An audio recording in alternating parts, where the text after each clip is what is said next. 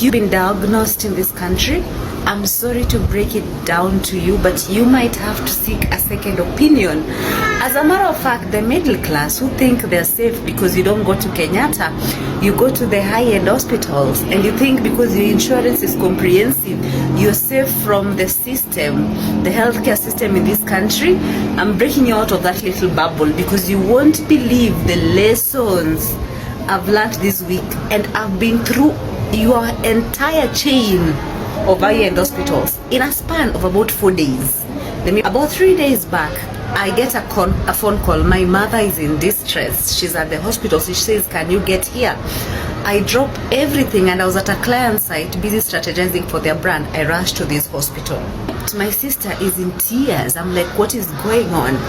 They tell me the doctor, I've told her she's losing her baby. She's about a number of weeks pregnant, right? She's losing her child. I asked what is going on. The doctor says that based on their scans and the ultrasound and everything, the baby has breached the membrane. So they're bulging membrane. So the baby has breached the cervix or something, which means the legs are like hanging outside of the sac that is supposed to contain the baby. Now this is dangerous because she might get an infection. So the best way to keep the mother safe is to get rid of the child, or we might lose both of them at the end of it.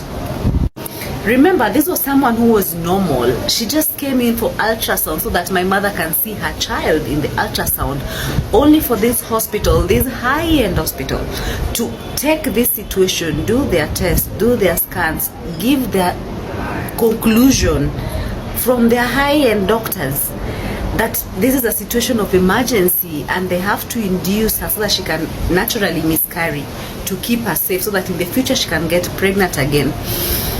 Remember, they're treating this as a matter of emergency, so they're saying we have to do this immediately. We buy some time, we tell them, can you do this at least in the morning so that she gets to spend some time with her child at night and say goodbye. They say fine, we're going to do it at 6 a.m. in the morning. 6 a.m. in the morning. So we spend the night until 6 a.m. in the morning. The entire time my sister is unconsolable. She's in tears, she's in panic, she's crying and everything. Now morning comes, our last born joins us in the hospital, and our last born is like God sent, because this boy says, wait, you guys are gonna take the opinion as the final answer? Are you serious? And he puts his foot down and says, they're not doing this. No, you were healthy when you walked in here. Ebu, hold on.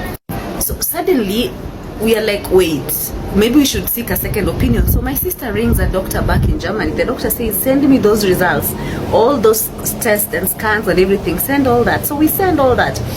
The doctors on the other side sit in a small committee and they're looking at these scans and these results, and they call us back and they say, this is not a reason for somebody to lose their child. Remember, these guys are already pressuring us. We're running out of time.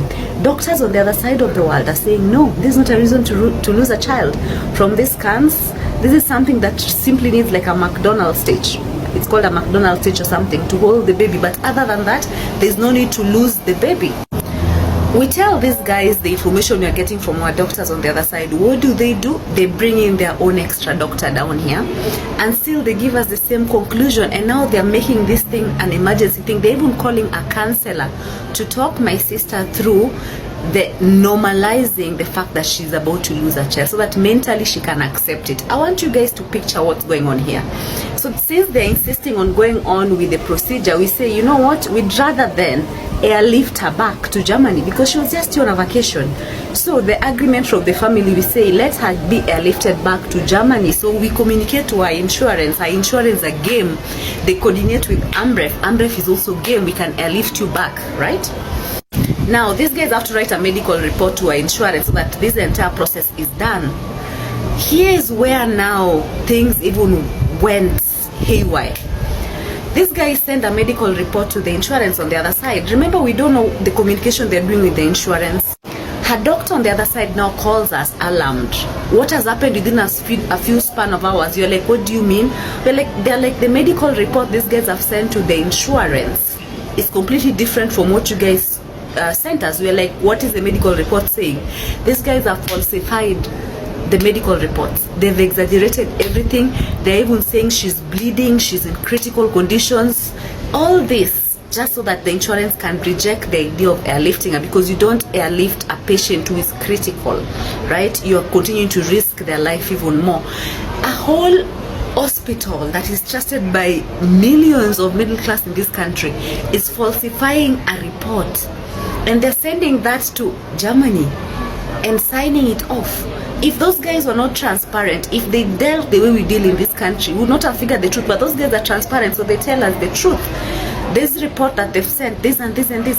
So at this point, I'm so mad, because what do you mean you're even falsifying a medical report so that just we stay in this hospital? Remember, every single night we are spending over 200,000. This is now day 2. We already clocked day 2. Over 200,000 because we're in the VIP suite. So they're taking advantage of this. But why would you lie? Why would you, let's say the situation is really bad, yes, but why would you lie and block somebody from getting medical help abroad? Now you're making them get stuck here. You're lying to the insurance, you're making them get stuck here, but it's a falsified report. The good thing about our communication is that the other side now starts doubting the hospital. Can you believe it? And they tell us we don't trust those hospitals anymore. Do this, we are getting you out of there immediately. Let them not touch you in surgery. Let them not do nothing. Let them not touch that child. We're getting you out. What was alarming to me is that we had the luxury of a second opinion. We had the luxury of being airlifted out of the country. We had the luxury of being moved into another high-end hospital. I'm wondering, the average Kenyan, the average citizen who goes into an hospital and trusts the doctors, these are the doctors you guys are meeting in those rooms. And how many children have they killed in the process? This was so alarming to me. I'm really trying to avoid mentioning the name of this hospital because I don't want to ruin for you guys business, but I'm warning every single person out there, please be careful. Somebody will say, I will recognize the ward you are in. No, this is now where we've been transferred. I'm referred to come pick us up, put my sister in like a stretcher, an ambulance. I was in that ambulance, and then drive us all the way. This is now Nairobi Hospital, by the way. These guys have done an amazing work. It only took 30 to 1 hour to do the procedure that was needed to stitch and keep the child safe until she's due time. 1 hour procedure. If you guys could not do it in that other place, why would you recommend death for a child that was perfectly healthy and a mother that is expecting her child with joy? Why would you arrive at that conclusion and be so certain? You're even bringing counselors. You've already concluded. What is wrong with this country? We came to, now they brought us to Nairobi. These guys have handled her. She's already gone for that stitch. She's okay. She's having a bed rest right now. This is one of their private wing suits.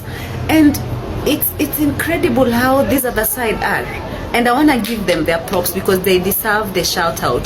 These guys are doing something beautiful that I've not seen in most hospitals. So for example, they notice every time I'm here, I notice when they're bringing for my sister her food, they also bring my food. Can you believe it? They feed also my mom when she's around. They literally bring for you beddings. Yeah, so you have a very nice place to lie down when you're looking after your patient too. The small things make a difference in a healthcare system. Can we please wake up?